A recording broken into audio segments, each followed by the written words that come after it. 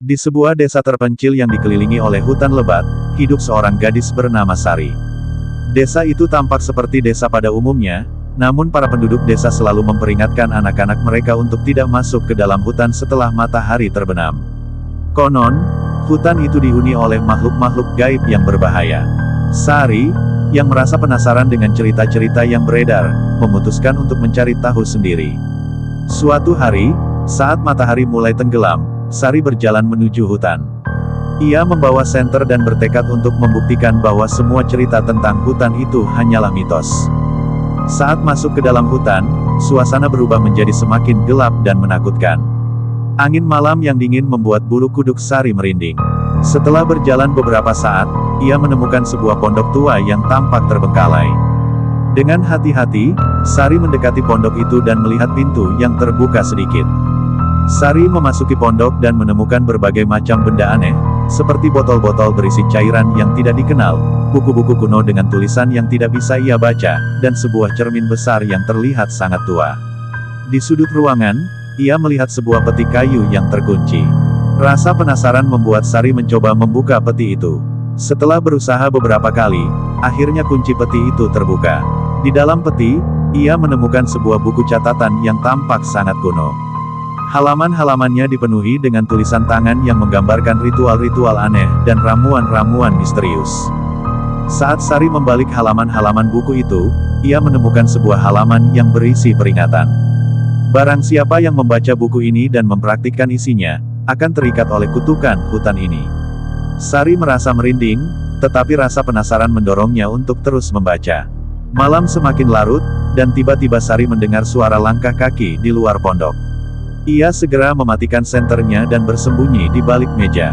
Dari celah pintu, ia melihat sosok bayangan tinggi dengan mata merah menyala berjalan mendekati pondok. Makhluk itu tampak seperti campuran antara manusia dan hewan, dengan tubuh berbulu dan taring yang tajam. Sari mencoba untuk tetap tenang, tetapi suara napasnya yang terengah-engah membuat makhluk itu menyadari keberadaannya. Sosok itu mendekati pintu dan masuk ke dalam pondok. Dengan hati yang berdebar kencang, Sari meraih buku catatan dan berlari keluar dari pondok. Makhluk itu mengejarnya dengan kecepatan yang tidak biasa.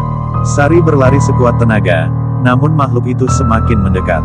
Dalam kepanikannya, Sari tersandung akar pohon dan terjatuh. Makhluk itu mendekat dan mengeluarkan suara menggeram yang menakutkan. Tepat saat makhluk itu hendak menerkamnya, Sari ingat salah satu mantra yang ia baca di buku catatan tersebut. Dengan gemetar, ia mengucapkan mantra itu. Tiba-tiba, cahaya terang muncul dari buku catatan, membuat makhluk itu berhenti dan mundur. Sari merasakan kekuatan aneh yang mengalir melalui tubuhnya. Makhluk itu berteriak kesakitan dan akhirnya menghilang ke dalam kegelapan hutan. Sari terengah-engah, namun ia tahu bahwa bahaya belum sepenuhnya berlalu.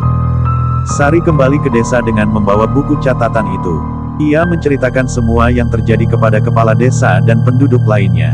Mereka semua terkejut dan khawatir, menyadari bahwa kutukan hutan itu nyata dan Sari mungkin telah memicu sesuatu yang lebih besar.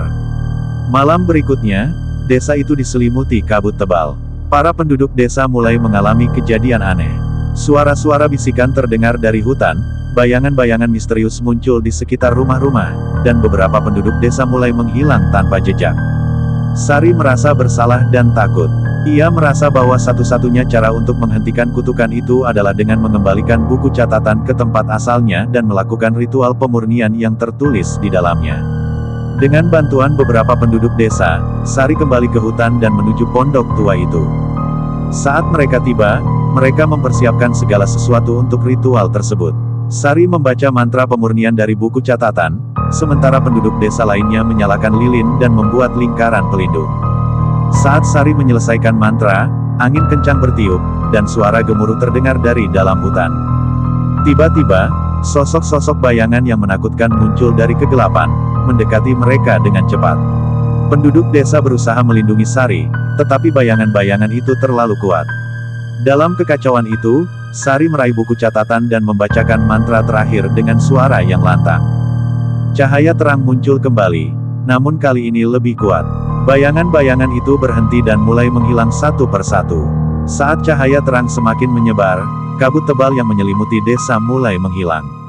Sari merasa kekuatan aneh mengalir melalui dirinya, tetapi kali ini lebih lembut dan menenangkan.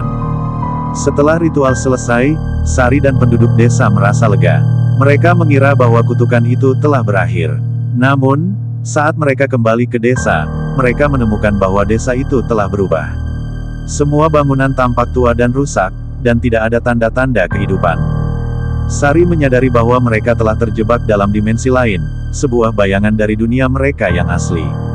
Kutukan hutan itu ternyata lebih kuat dan lebih kompleks dari yang mereka duga. Desa itu kini menjadi tempat yang sunyi dan terisolasi, di mana mereka harus mencari cara untuk kembali ke dunia mereka yang sebenarnya. Dengan tekad yang kuat, Sari dan penduduk desa memulai perjalanan baru untuk menemukan jalan keluar dari dimensi gelap ini, menyadari bahwa petualangan mereka baru saja dimulai.